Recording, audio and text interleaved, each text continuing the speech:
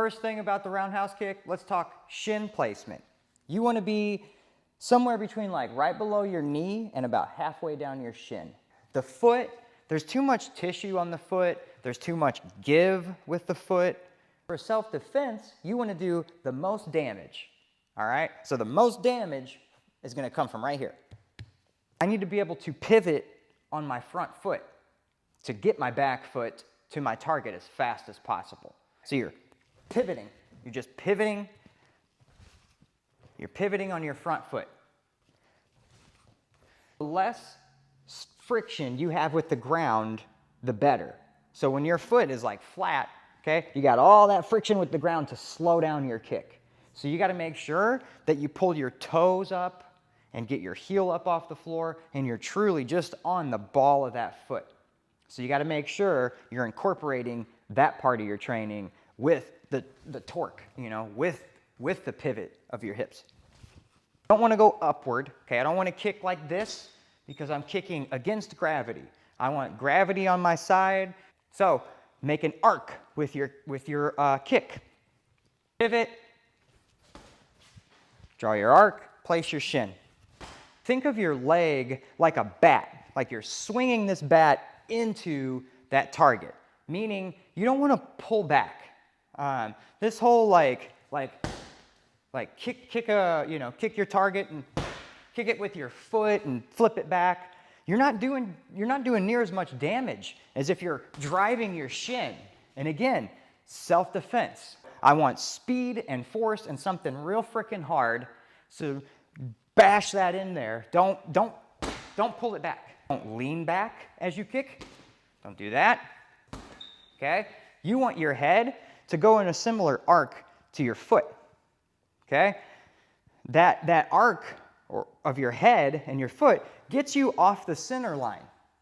Okay? So if I came like punching and kicking at you like this, I'm leaving my head in the same spot to get blasted. But if I'm throwing my head in the direction of my kick, I'm getting my head off the center line. So that's a plus, and I'm throwing my weight into that kick instead of pulling my center of gravity away as I'm kicking. So just remember the arc of the leg and the head coming off to the side. Okay?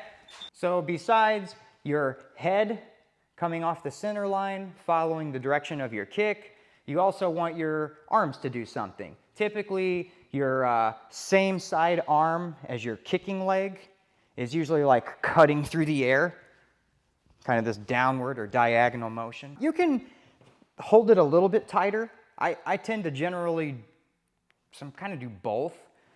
So one of them kind of looks like this, you know, your typical one where you're throwing your arm. I sometimes I'll try to still pivot this way, but maybe less of an exaggerated throwing of the arm, and I'll try to keep my arm a little bit defensive. So it might look something like this.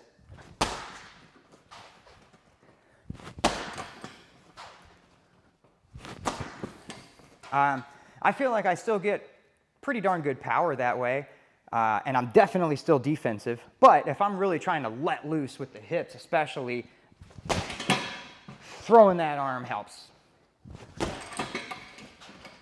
Okay? So little friction with the ground. Okay? Not only are you pivoting fast, but you're drawing this arc motion so that you're using gravity on your side. You're hitting your target with the hardest part of your shin.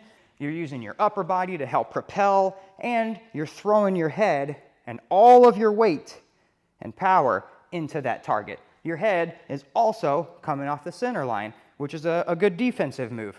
So all those components together will give you a really good roundhouse kick for the purpose of self-defense.